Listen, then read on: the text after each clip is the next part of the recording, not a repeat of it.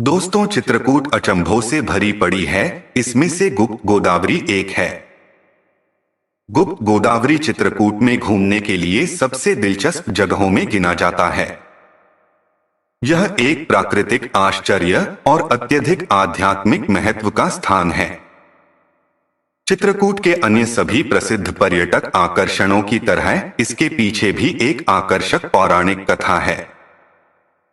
हिंदू पौराणिक महाकाव्य रामायण के अनुसार यहीं पर भगवान राम और भगवान लक्ष्मण 14 साल के वनवास के दौरान कुछ समय के लिए रुके थे।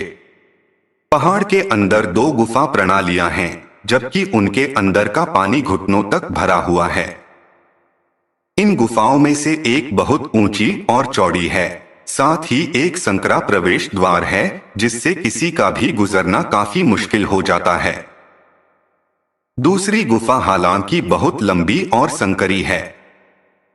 गुफा के अंदर गहरे चट्टानों से पानी की एक धारा लगातार बहती रहती है। ये फिर जमीन में गायब होने से पहले दूसरी गुफा की ओर बह जाते हैं। यह एक अजीबोगरीब घटना है जिसने पर्यटकों को हमेशा हक्का बक्का कर दिया है और इस जगह का नाम गुप्त गोदावरी रखा गया है। इन बड़ी गुफाओं में 2 पत्थर के नक्काशीदार सिंहासन भी प्रदर्शित हैं।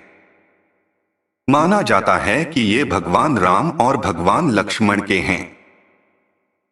घुटने तक गहरे पानी से गुजरते हुए गुफाओं की सुंदरता को निहारते हुए यात्रा करना वास्तव में एक रोमांचक साहसिक कार्य है। पूरी यात्रा का मुख्य आकर्षण राम दरबार नामक मंदिर गुफा के अंदर तक पहुंच रहा है।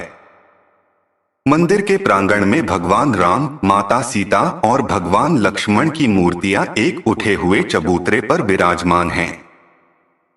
इसके ठीक ऊपर एक छेद है जिससे सूर्य का प्रकाश प्रवेश कर सकता है। गुफाओं को सीढ़ियों के साथ साथ दीपक द्वारा नियमित अंतराल पर रोशन किया जाता है, जिससे पर्यटकों के लिए गुफा का पता लगाना आसान हो जाता है।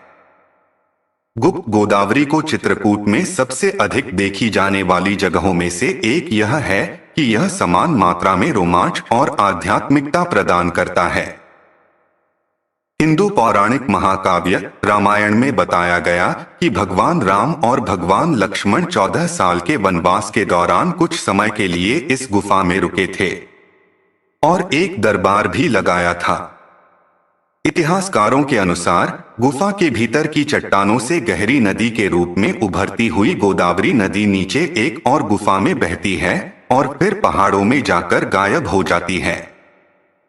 बाद में पानी को विशाल चट्टान की छत से बाहर निकलते हुए देखा जाता है।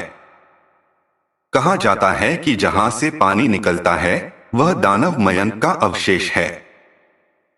पुरानी कथाओं में कहा जाता है कि जब माता सीता नहा रही थी तब इसी राक्षस ने सीता मां के कपड़े चुराने की कोशिश की थी। तब दानव मयंक के इस हीन काम के लिए लक्ष्मण ने दानव को मौत के घाट उतार दिया था।